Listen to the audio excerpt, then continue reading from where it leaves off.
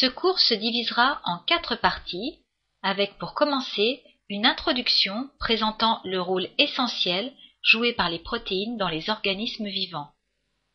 Nous verrons ensuite ce que sont les acides aminés et quelle est leur structure. Puis nous définirons le mode de classification de ces acides aminés et la nomenclature utilisée pour les représenter. Dans un troisième temps, nous aborderons la notion d'acide aminé essentiel et l'importance de l'alimentation dans l'apport d'acides aminés exogènes. Pour terminer, nous verrons les étapes clés de la dégradation des acides aminés dans l'organisme et quelques pathologies liées à un défaut de ce catabolisme. Pour commencer, nous allons voir ce que représentent les protéines dans l'organisme et à quoi elles servent. Le mot protéine provient du grec ancien protos, qui signifie premier, essentiel. En effet, les protéines représentent les macromolécules organiques les plus abondantes des organismes vivants. Elles représentent environ 50% du poids sec des cellules. Ces protéines, outre le fait qu'elles sont très abondantes, sont également essentielles pour l'organisme en termes de fonction. Ce sont à la fois des molécules de structure pour les cellules et les tissus, et des molécules impliquées dans les fonctions essentielles de la vie cellulaire, avec, par exemple, la catalyse de réactions biochimiques. Ce sont des protéines particulières que l'on appelle les enzymes et que nous reverrons dans le 3e chapitre. Le transport de molécules et d'ions dans la cellule ou à l'extérieur de la cellule, la régulation de l'activité d'autres protéines. Elles interviennent dans la transmission et la réception d'un signal dans la cellule ou vers les cellules environnantes. Certaines protéines vont permettre le mouvement cellulaire, d'autres vont participer à la défense immunitaire, ce sont les anticorps. D'autres encore sont impliquées dans le contrôle de la croissance et de la différenciation cellulaire. Les protéines utilisées par les cellules sont fabriquées par l'organisme. Elles sont constamment renouvelées avec un cycle de synthèse et dégradation qui varie suivant la demi-vie de ces protéines. Un être humain fabriquerait environ 100 000 sortes de protéines et chaque cellule en produirait environ 15 000. Nous avons vu que les protéines peuvent avoir des fonctions bien différentes. Elles sont pourtant toutes organisées de la même façon, suivant un modèle identique. Ce sont des enchaînements de petites molécules organiques appelées acides aminés. L'organisation d'une protéine, c'est-à-dire l'ordre précis des acides aminés, est déterminée par une séquence d'ADN présente dans un gène spécifique codant pour cette protéine. Cette information contenue dans le gène va être d'abord transcrite en ARN messager, puis cet ARN messager va être traduit à l'aide d'un code qu'on appelle le code génétique et qui relie une séquence ADN à un acide aminé spécifique. Cette traduction va permettre l'assemblage des acides aminés dans un ordre précis pour donner une protéine particulière. Nous allons maintenant voir plus en détail la structure de ces acides aminés. Les acides aminés sont les unités de base des protéines. Ces acides aminés sont soit apportés par l'alimentation, soit synthétisés par l'organisme. Lorsque l'enchaînement d'acides aminés est constitué de moins de 50 résidus d'acides aminés, on parle de peptides. Lorsque cet enchaînement est constitué de plus de 50 acides aminés, on parle de protéines. Voici la structure commune aux différents acides aminés.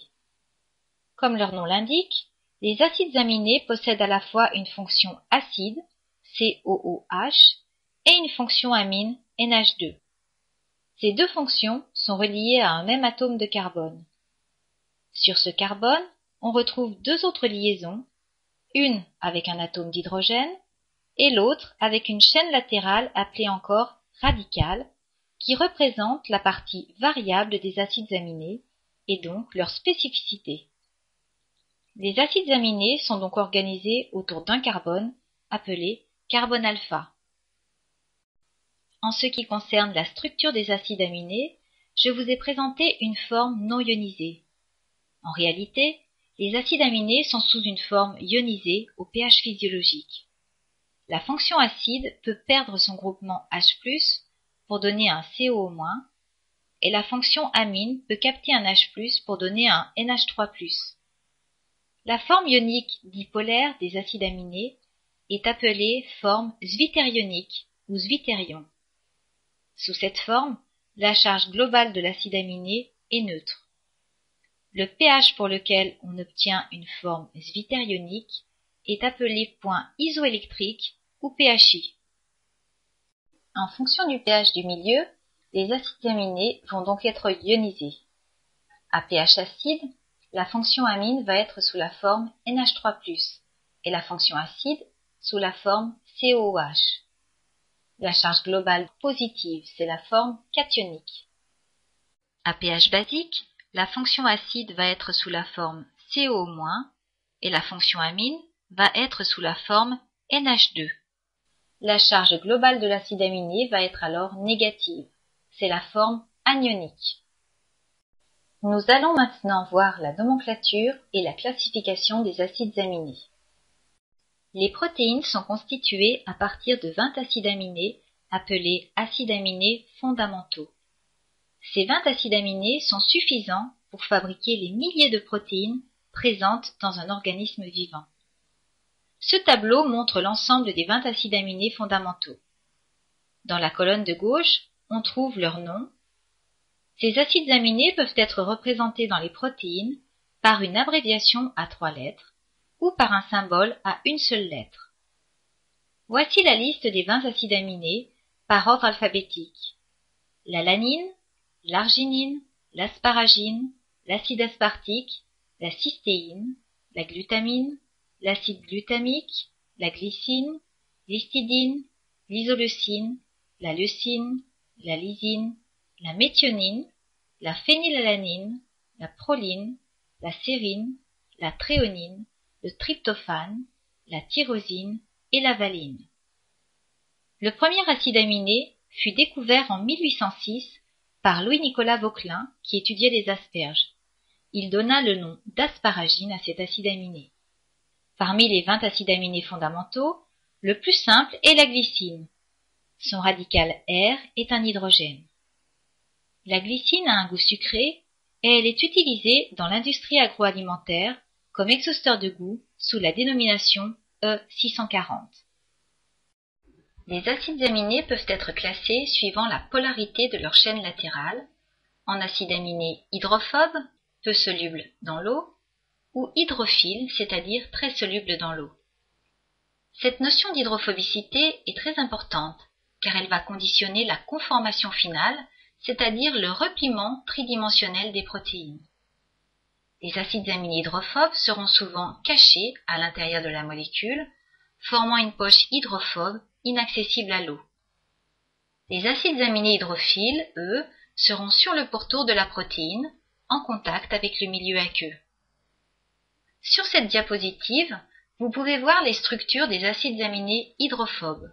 Ce sont la glycine, l'alanine, la valine, la leucine, l'isoleucine, la méthionine, la phénylalanine, le tryptophane et la proline. On retrouve la structure commune à chaque acide aminé, avec le carbone alpha et les fonctions acides COOH et amine NH2 qui lui sont liées. La chaîne latérale spécifique à chaque acide aminé est entourée d'un cercle vert. Vous pouvez remarquer la présence d'un atome de soufre dans la méthionine, un groupement phényl dans la phénylalanine, un noyau indole dans le tryptophane et un cycle appelé noyau pyrrolidine dans la proline. Le deuxième groupe d'acides aminés correspond aux acides aminés hydrophiles. On peut distinguer 3 sous-groupes suivant la charge de la chaîne latérale. Tout d'abord, les acides aminés avec une chaîne latérale polaire mais non chargée. Il s'agit de la sérine, la thréonine, la cystéine, l'asparagine, la glutamine et la tyrosine. Parmi ces acides aminés, on retrouve des acides aminés ayant une fonction alcool, OH, ce sont la sérine et la thréonine, un acide aminé soufré, la cystéine, Et un acide aminé aromatique, c'est la tyrosine, avec son groupement phénol. Le deuxième sous-groupe correspond aux acides aminés possédant une chaîne latérale chargée négativement. Ce sont les acides aspartiques et glutamiques. Cette charge est due à la présence d'un groupement acide ionisé en CO- au niveau de la chaîne latérale. Le troisième sous-groupe, maintenant, concerne les acides aminés dont la chaîne latérale est chargée positivement. Ce sont la lysine, l'arginine et l'histidine. Cette charge est due à l'ionisation d'un groupement amine NH2 en NH3+, au niveau de la chaîne latérale. On peut noter la présence d'un groupement aromatique appelé imidazole au niveau de l'histidine. Nous allons voir maintenant que parmi les acides aminés fondamentaux, certains sont dits essentiels.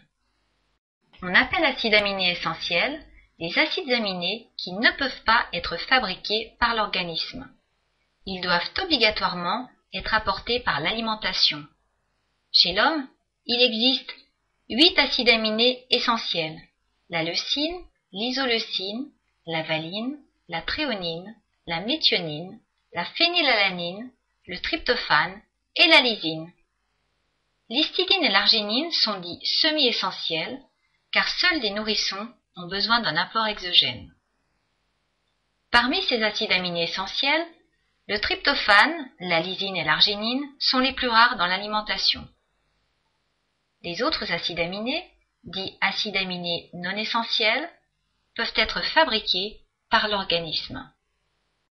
La ration alimentaire quotidienne doit donc couvrir les besoins de l'organisme en acides aminés essentiels. La carence d'un seul d'entre eux, et a fortiori de plusieurs, va obliger l'organisme à digérer ses propres protéines, en particulier les protéines musculaires, pour fournir aux cellules les acides aminés nécessaires à la synthèse de nouvelles protéines. Les denrées alimentaires pauvres en acides aminés essentiels sont de pauvres sources de protéines pour l'organisme, car il faudra en ingérer beaucoup pour couvrir les besoins. Tous les acides aminés sont présents dans les aliments contenant des protéines, mais pas dans des proportions optimales nécessaires au métabolisme. On peut distinguer des protéines alimentaires de haute qualité qui contiennent les acides aminés essentiels dans les proportions optimales et des protéines de qualité moindre. L'organisme fabrique de nombreuses protéines indispensables à la régénération cellulaire et à de nombreux processus biologiques, mais il a besoin pour cela que tous les acides aminés soient disponibles au moment de la synthèse des protéines. Lorsque certains acides aminés nécessaires à la synthèse sont manquants, la protéine ne peut pas être synthétisée, car il n'y a pas de stockage d'acides aminés. Pour permettre un métabolisme protéique normal, les protéines doivent représenter 10 à 15% des apports énergétiques totaux. Dans un aliment donné, l'acide aminé essentiel qui se trouve dans la plus petite proportion est appelé acide aminé limitant. Sur cette diapositive, vous pouvez voir différentes sources de protéines et les acides aminés limitants dans chacune d'elles. L'acide aminé limitant tend à être différent dans les diverses protéines, ce qui signifie que lorsque deux aliments différents sont associés au cours d'un même repas, les acides aminés d'une protéine peuvent compenser celui qui manque dans l'autre. C'est la complémentation protéique. Lorsqu'un acide aminé est limitant dans un aliment, il faut augmenter la quantité de cet aliment de façon à obtenir une quantité minimale optimale pour cet acide aminé. En résumé, on peut schématiser le métabolisme des acides aminés dans l'organisme de la façon suivante. Un pool d'acides aminés libres doit être disponible chaque jour pour le fonctionnement normal de l'organisme. Ces acides aminés libres proviennent soit de la digestion de protéines apportées par l'alimentation, soit de la protéolyse, c'est-à-dire la dégradation des protéines endogènes, anormales ou en fin de vie. Pour ce qui est des acides aminés non essentiels, ils peuvent être synthétisés à partir de molécules issues de la dégradation des glucides ou à partir d'acides aminés essentiels. Qu'en est-il maintenant du devenir de ces acides aminés? La plus grande partie va servir à la synthèse de nouvelles protéines. Mais dans certaines conditions, ils pourront être utilisés pour la synthèse de glucose et de lipides.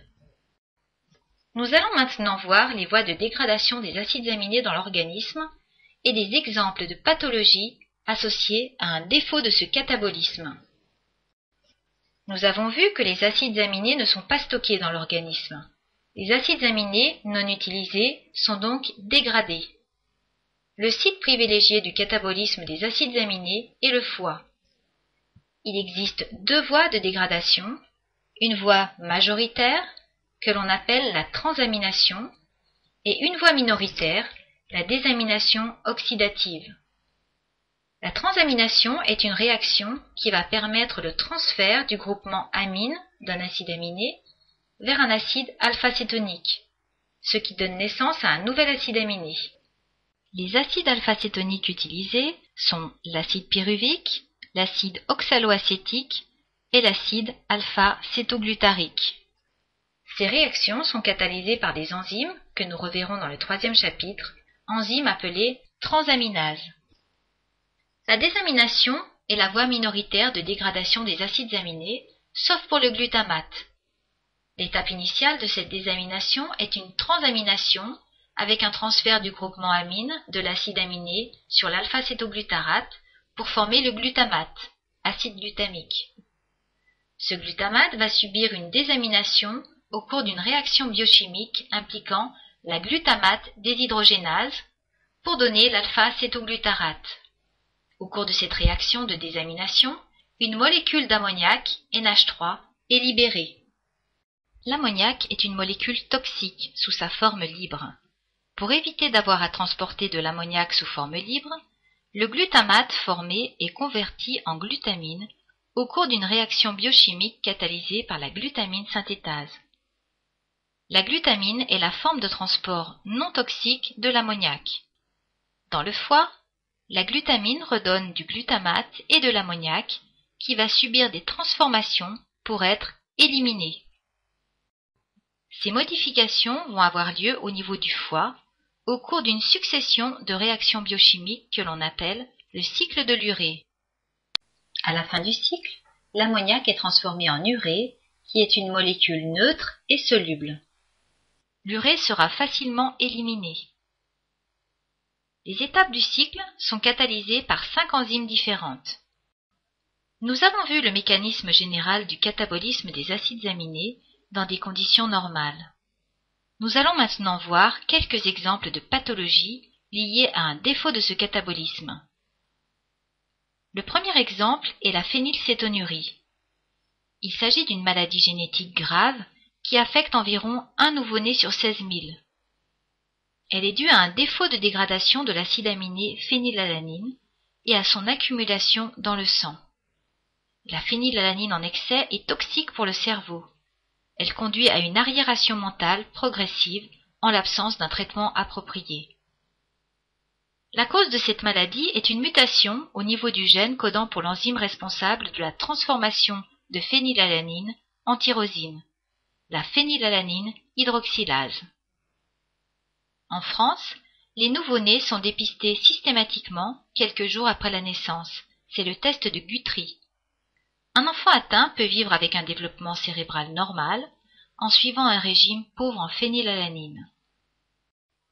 Le deuxième exemple de maladie liée à un défaut de dégradation des acides aminés est l'albinisme. Cette maladie génétique se caractérise par une absence de pigmentation de la peau, des poils, des cheveux et des yeux. Elle est causée par un déficit de la production de mélanine, une molécule qui protège la peau des rayonnements ultraviolets. La forme la plus fréquente de la maladie est due à une mutation au niveau du gène codant pour la tyrosinase, une enzyme qui participe à la synthèse de la mélanine à partir de l'acide aminé tyrosine. Il faut savoir également qu'un excès de phénylalanine inhibe l'activité de la tyrosinase, ce qui aboutit également à une diminution de la synthèse de mélanine. Ceci est observé chez les enfants atteints de phénylcétonurie. Le troisième exemple que nous allons voir est celui des maladies génétiques du métabolisme de l'urée. Les déficits du cycle de l'urée se déclarent généralement après la naissance. Ils sont dus à un déficit d'activité dû une des 4 premières enzymes du cycle, ayant pour conséquence une accumulation d'ammoniac et de ses dérivés. C'est un diagnostic sévère, avec des signes neurologiques dès la naissance et une mortalité supérieure à 50%. Le traitement consiste en une alimentation appauvrie en protéines. En résumé, nous avons vu dans ce chapitre que les acides aminés sont des molécules organiques qui doivent être constamment renouvelées car ils ne sont pas stockés. Ils proviennent soit de la dégradation des protéines endogènes, soit des protéines de l'alimentation. Ces acides aminés sont très importants car ils vont servir à la synthèse de toutes les protéines de l'organisme. Les acides aminés excédentaires vont être dégradés et éliminés sous forme d'urée et de gaz carbonique. Ai-je bien compris? À quoi servent les acides aminés? Où trouver les acides aminés?